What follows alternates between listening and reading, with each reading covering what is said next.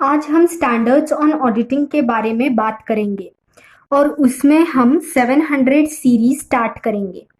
तो standards on auditing series 700, ये 700 series basically हमको ऑडिट रिपोर्ट के बारे में बताता है।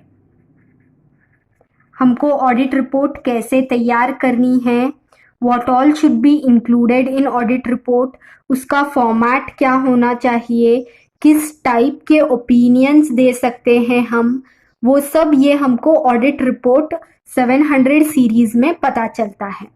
तो ये ऑब्जेक्टिव ऑफ 700 सीरीज बेसिकली ये है कि वो कंसिस्टेंसी को मेंटेन करते हुए कंपैरेबिलिटी को प्रमोट करे और साथ ही साथ ऑडिटर को थोड़ा फ्लेक्सिबिलिटी दे ताकि वो अपना ओपिनियन खुल के बता सके। ओके, तो अब हम स्टार्ट करते हैं SA 700 जो कि है forming an opinion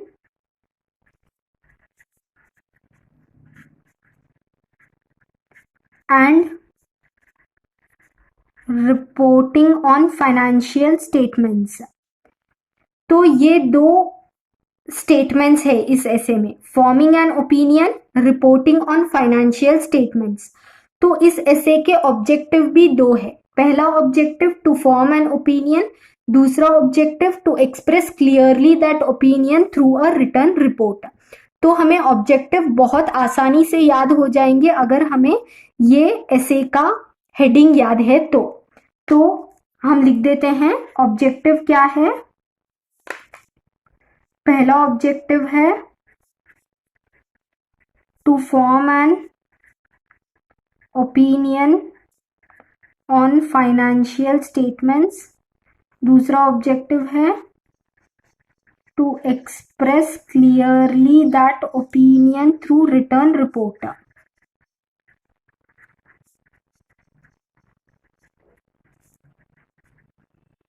through return report. ये तो हमने बात कर ली ऑब्जेक्टिव की। ऑब्जेक्टिव मतलब ये ऐसे forming an opinion and reporting on financial statement, ये ऐसे हमें बोलता है कि हमें एक ओपिनियन देना है फाइनेंशियल स्टेटमेंट्स के ऊपर और वो ओपिनियन को एक राइटिंग में एक रिपोर्ट के फॉर्मेट में देना है। किसको?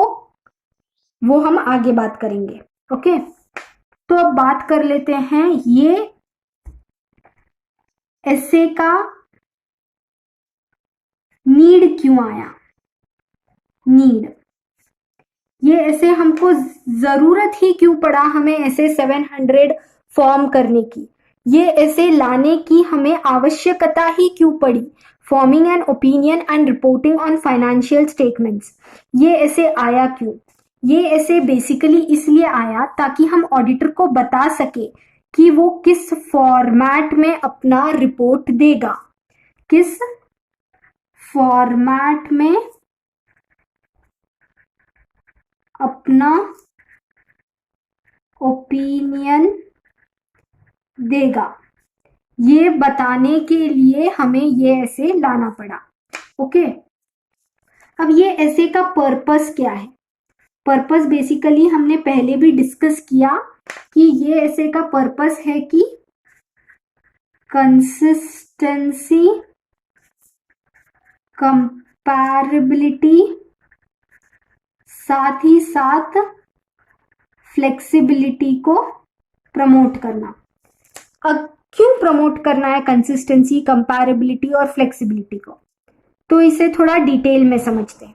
देखो, अगर कंसिस्टेंसी होगा किसी भी चीज में तो जो उसे पढ़ रहा है उसे आसानी होगी समझने में कि वो एक्चुअली क्या बोलना चाहता है।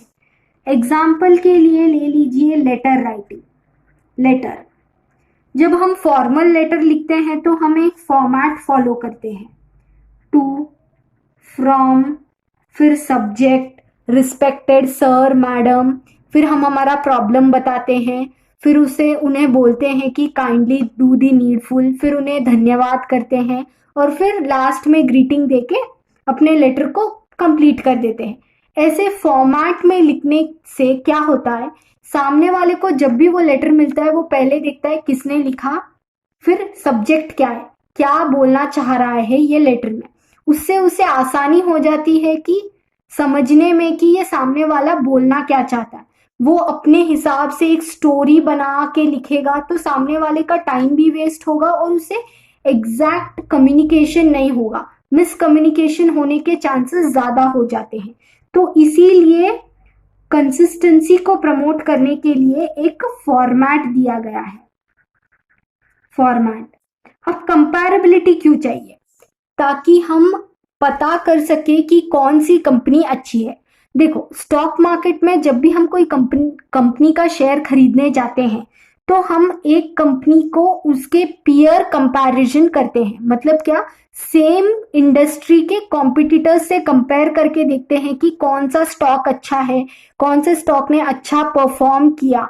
ये सब कंपेयर करने के लिए अगर हमारे पास एक स्पेसिफिक फॉर्मेट बेस्ड में अगर एक रिपोर्ट तैयार की गई हो तो हम ये रिपोर्ट पढ़ेंगे।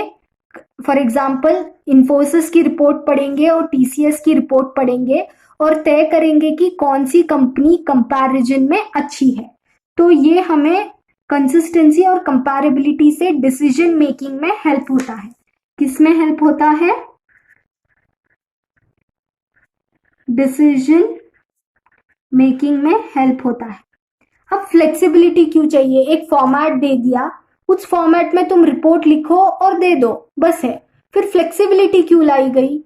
अगर समझो ऑडिटर को बस अपना ओपिनियन दे दिया हो गया, ऐसे नहीं होगा। ऑडिट रिपोर्ट में एक कंटेंट आता है कि ऑडिट मैटर्स पैराग्राफ। उसमें ऑडिटर बताता है कि ये इसमें कोई गलती है एज सच नहीं है, इसमें कोई गलती एज सच नहीं है, लेकिन ऐसा है कि इन चीजों पर आपका अटेंशन में लाना चाहता हूं, इन चीजों पे मैं आपका अटेंशन लाना चाहता हूं, आप ये चीजें एक बार देख लीजिए।